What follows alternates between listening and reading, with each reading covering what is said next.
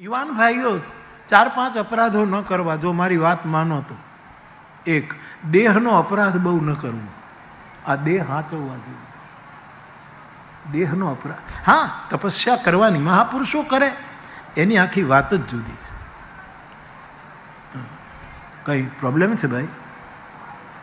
હા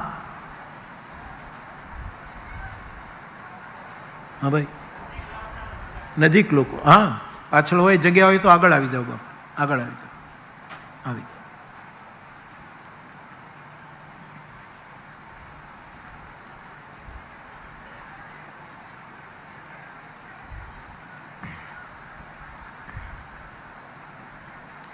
દેહનો અપરાધ ન કરવો. છોકરાઓ, શરીરને સાચવવું.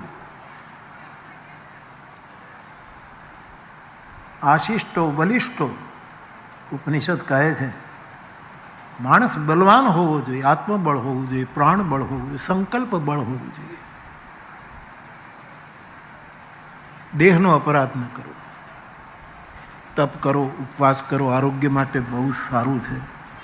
પણ મહાપુરુષો, મહાત્માઓ, આચાર્ય ભગવંતો તો મહિનાઓ સુધી ઉપવાસ કરી અને એ સત્વને પ્રાપ્ત કરવાનું કોશિશ કરે. પણ આપણા જેવા જીવોનું આ કામ, ખાસ કરીને મારા જેવાનું તો નહીં જ.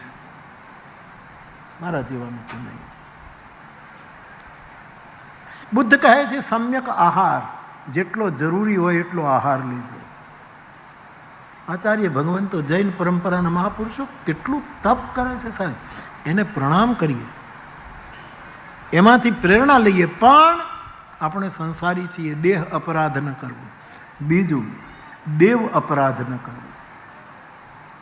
આપણા જે ઈષ્ટદેવ હોય, મેલડીમાં હોય તો મેલડી, મોગલમાં હોય તો મોગલ, આ ખોડલ હોય તો ખોડલ, આ સોનલ હોય તો સોનલ, બહુચર, અંબા, દુર્ગા, ચામુંડા, જેવી જેની શ્રદ્ધા. દેવ અપરાધ ન કરવો. ત્રીજું, કોઈના દિલનો અપરાધ ન કરવો. જોવાનું, કોઈનું દિલ ન તોડવું.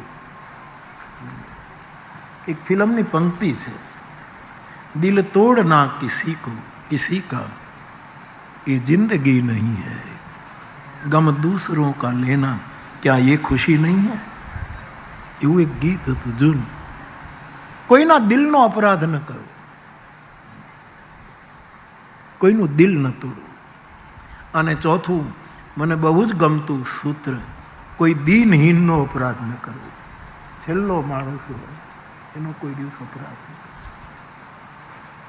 તુલસીદાસજીના નામે ચડેલા વચનો છે, તુલસી હાય ગરીબ કી કબહુ ન ખાલી જાય, કોઈ દીનહીન